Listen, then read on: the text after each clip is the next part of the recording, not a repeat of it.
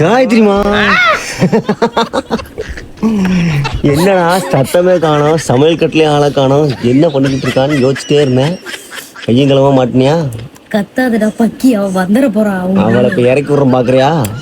ஐயோ ஐயோ, ஒரு டப்பா அப்படியே திங்க. மனசாட்சி இல்லையா காயத்ரி உனக்கு? சிலியோண்டு போட்டு கொடுத்தினா என் பொண்ணுக்கு. ஏன் மனசாச்சா? சூப்பர்.